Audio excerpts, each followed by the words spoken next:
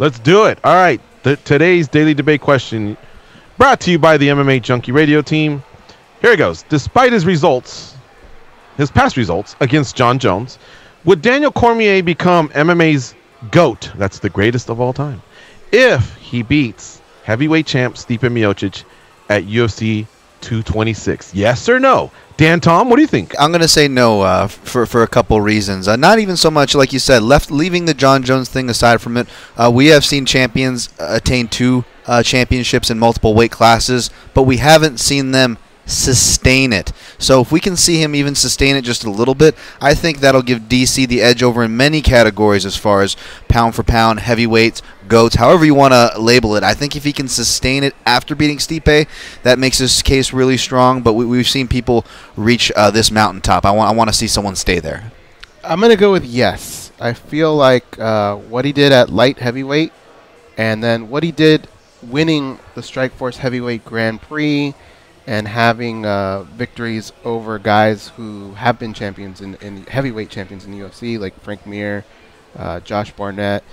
If you add in Stipe Miocic, man, that's something really tough to do. It's not kind of like if you go from featherweight champion to lightweight champion, you're talking 10 pounds. Heavyweight, you're talking a big jump there.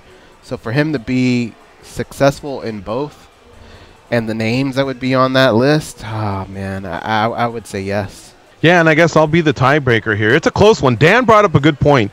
I would love to see him, if he were to get past Stipe Miocic, have the one title defense of a UFC heavyweight belt. But if he does stick around, could it be that the UFC wants him to drop to light heavyweight and defend that belt? That's where it gets tough. Now, Cormier has a timeline of retiring by March of 2019, so maybe he could even do one of each. I don't know, but as you get older, those camps get tougher, and you know how they roll over there at AKA. They go hard.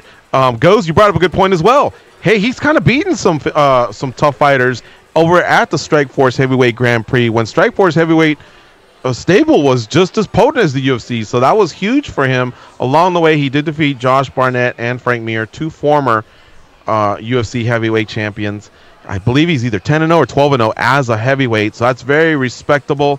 He's got some real huge skins on the wall, including those 2 that I mentioned, Roy Nelson, Dan Henderson, Anthony Johnson twice, Anderson Silva, Alexander Gustafsson. He's got really a lot of great numbers. So what I want to know, though, is for those that disagree, because I'm going to say yes, he would be the GOAT. For those that disagree, would it even matter? I mean, if he defended the belt like 5-6 times at heavyweight, I think there's just a lot of people that love John Jones and don't love DC. You see what I'm saying? So I don't know that it would matter, but for those hardcore and purists like a Dan Tom, maybe it would. So it'll be interesting to see what happens. But first, he's got to get past Stipe Miocic at UFC 201. Now, here's another thing that we can't forget. Miocic is kind of being regarded as the greatest heavyweight ever for some, or at least the greatest UFC heavyweight ever for some. So imagine to beat that guy on top of everything else you've done.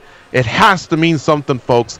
Leave the hate aside and then give us an honest assessment. But I want to thank those that already participated. It was about 1,628 is what I'm seeing here. 65% said no. 35% said yes. But, man, this is a fun debate, and I think we should have it as we get close. Have it with others as well as we get closer to UFC 226.